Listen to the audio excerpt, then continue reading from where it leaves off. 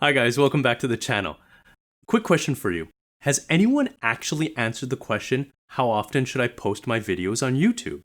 Now, I know there's a lot of videos on there that says they do, but bear with me for a second as I explain. Some people say that, you should do as much as your workflow allows. Be made in terms of, you want to go do this, but you got to make sure that you hit the upload schedule. Or some people say as much as you can do without the quality dropping. Number one is your goal should be to actually post as much as possible without sacrificing the quality of your videos. But the problem with this is it's a subjective opinion and it's all based on what you can do, not focused on what your audience wants. Luckily for you though, in YouTube Analytics, there's a place where you could go into your audience section, and then when you go to the second tab, it says average views per viewer. This number shows you what your audience can consume and the appetite they have for your videos. I'll tell you how to interpret this and the insights you can glean from this number and my top 5 tips for YouTube Analytics to grow your channel. So let's hit it.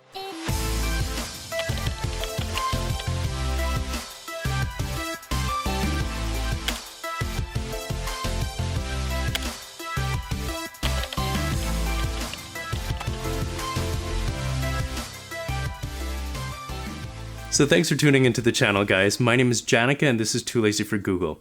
And why am I making this video? Well, there's a lot of you out there in the YouTube community trying to grow your channel, and there's already all these analytics videos out there. But what I would argue is that they're just showing you where things are, not showing you how to get from point A to point B. So humor me for a second while I make this analogy. So if you have a map, what they're pretty much doing is just showing you the legend. Here's the area. Here is the symbols. Here's the scale. Okay, go into the woods and have fun. They're not actually telling you how to get from point A to point B. And that's exactly what I'm going to show you with my top 5 insights for growing your channel on YouTube. So let's get right into it. Tip number 1. How many videos of mine can my audience consume? So how do we answer this question? So we go over to audience. Then we go to average views per viewer, and this is at 1.2, which is channel average for us is 1.2, 1.3. What this means is for every 10 people that watch our videos, 12 views happen. So either one person is watching 2 more times or 2 people are watching 1 more time.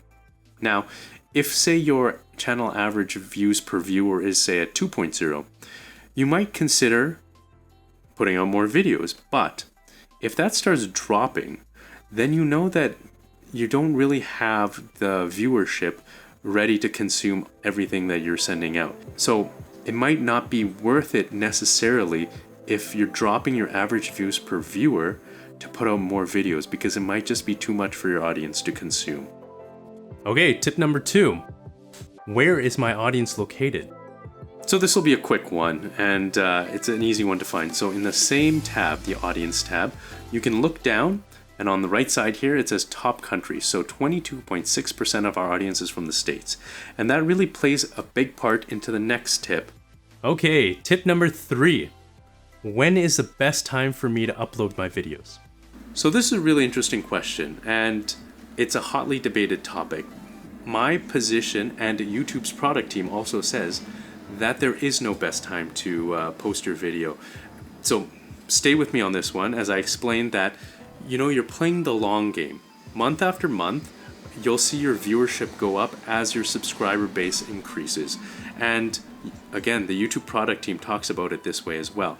Now, if you are having a live stream video, what you want to do is you do want to post at a time that your audience will be on and watching. So YouTube put up this handy heat map here on when your audience will be on YouTube and watching on average. So I say on average because last week, you'll see here on the light bars, we had a huge uptick at 6 p.m. on Friday, and that really gave it a huge boost. So you never know what you can predict, especially because it all depends on the competition that's out there as well. Say you have a live stream that's editing wedding videos, but say at the same time some other videographers are doing the same thing, you might not see that much viewership because there's more competition at that time. Tip number 4. How is my audience finding my videos? Okay, this one's important because you want to make sure that people can find your videos. So what we're going to do is we're going to go back to the overview page, then we're going to find some videos. So this was our most popular video so far, and you'll see that in the bottom right hand corner of the overview page for each video, you'll find that it says certain features on where your traffic is coming from. So this video is actually searched 83.3% of the time on YouTube. So that's where 83.3% of our audience comes from. And as you can see, over time, it's just increasing in views. And this is what you want to get to. So when we first started, we posted on Facebook groups, and we still do. And that is a huge part of our viewership. And you can see external is 7.1%, but back when we posted this video, it was around 80 to 90%. And that's because there was much less viewership at that time. As views went up, then the YouTube search algorithm caught into our keywords, and it's a very searchable topic. So, what can you do about this? If you're finding that the YouTube search algorithm isn't picking up your video, you might want to change around some key tags and keywords. You might want to change around your title so it'll attract more attention. More on this on the next tip. Tip number 5. How is my audience liking my video? So now that you have people watching your video, how is it doing? So what you can measure satisfaction with, and what the YouTube product team measures satisfaction with, is click-through rates and audience retention. And how you can gauge this is by going to reach. You can see impressions through click-through rates. So what impressions are is how often YouTube has recommended your content, say on people's pages, recommended pages, suggestions for you. And then it shows you how many of those people clicked on those impressions. So what you want to have is a really great thumbnail. People always say have a really great thumbnail. This is exactly why. It's just like flowers to bees. You want people to click on your video, but then you want people to stay as well. So you don't want people to just click and leave quickly. And you'll notice drop-offs throughout your video, and that happens.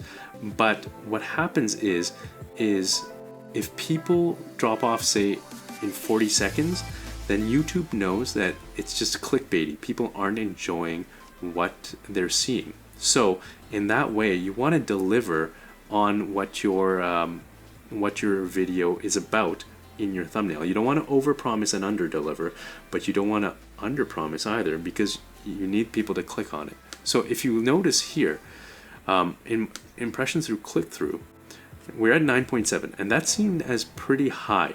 Our average is actually around 12-13%. And the reason it's at 9.7 is eventually this number will go down, because YouTube has a certain amount of audience that they recommend their videos to. And then after everyone's been seeing that through an impression, it's going to give it to a broader audience, and a broader audience, one that's less and less niche. So in that way, because YouTube's putting it out to a bigger audience, fewer people will actually click on it. So it's okay that the number does go down over time, and that's to be expected. But you want to aim for somewhere around 10 to 20%. And as you can see, when we first came out with this, we actually had almost a 40% click rate. So that means that people really enjoy this view of both of our faces covered up with microphones. And then, how is your audience enjoying it? When you see over time this kind of exponentially growing shape, you know that YouTube is sending it out to the right people, and the right people are able to click on it and watching it and enjoying your video. Now this video was our most recent video that Steven did. It's an excellent video about Panasonic Vlog and how to set it up. But if you notice, it's kind of underperforming for our channel. And when we look at the nitty-gritty, we see that it's actually half the amount of click-through rates that we usually get for our videos. So one thing we can do is swap out the thumbnail and improve the performance. And that's a trick that you can do too. So there you go, guys, my top 5 tips for growing your channel with YouTube Analytics. It's been a great journey so far. I hope you love the journey as well. And we're almost at 700 subscribers. We couldn't have done it without your love and support. So thank you for liking and subscribing when you see something you like. Now what you'll see is 2 videos that will help you on your journey to growing your channel. The top one is a video that I made on the best vlogging lens. And the bottom one, which is a comparison video for the best outdoor sound when vlogging. And the result might actually surprise you. Okay, so until next time, we'll catch you later. Bye.